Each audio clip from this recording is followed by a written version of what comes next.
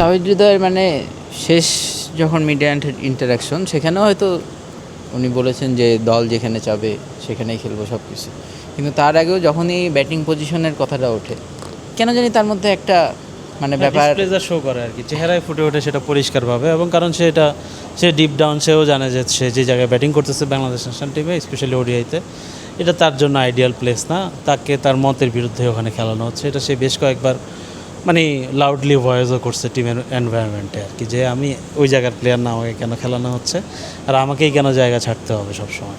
Being the only consistent batter last 6 মাসে বলা যায় আর কি ওয়ানডে ক্রিকেটে।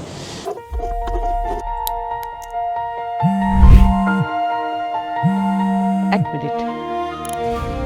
হ্যালো, শুরু হচ্ছে ফেস অফ টুমরো, খুঁজছি নতুন অভিনয় শিল্পী।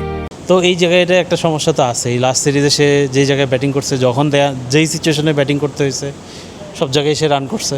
প্রথম ম্যাচটা আমরা যে ম্যাচটা হারছিলাম বাংলাদেশে, ওইটাতেও তার একটা ভালো ইয়ে ছিল, আর একটা পার্টনার থাকলে হয়তো সে ম্যাচটা জিতেও বের করতে পারতো। সো ওই সব ব্যাপার তো আছে। এখন যেহেতু সে রান করতেছে সব সিচুয়েশনে, ওই ডিমান্ডটা সে করতেই পারে। কিন্তু মানে আইডিয়ালি তুমি চাবা সে যদি 5-এ খেলুক, 5-এর নিচে তো অবশ্যই না খেলুক।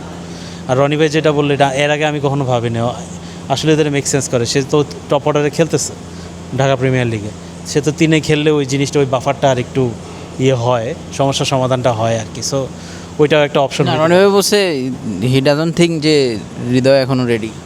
হ্যাঁ, কিন্তু হৃদয় তো অলরেডি নিজেকে পুশ করতেছে সব জায়গায়, পুশ করতেছে। সে টপ অর্ডারে মানে সিগন্যাল দিচ্ছে, সে অ্যাজ এ ক্যাপ্টেন মডার্নে খেলতেছে, সে টপ অর্ডারে ব্যাটিং করতেছে। সে ইভেন প্রিমিয়ার লিগেও বিপিএলও তো ওপেনিংও করতেছে রংপুর রাইডার্সে, শেষের দিকে তো সে ওপেন করলো, সেঞ্চুরিও করলো ওপেনিংয়ে নেমে।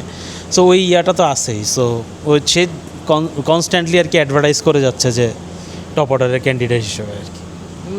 মানে হৃদয়কে 6-এ তো মনে হয় একটু বেশি নিচে মনে হয়। একটু বেশি না, বেশ নিচে। হ্যাঁ, মানে আইডিয়ালি তুই হয়তো চাইতে 4-এ খেলুক।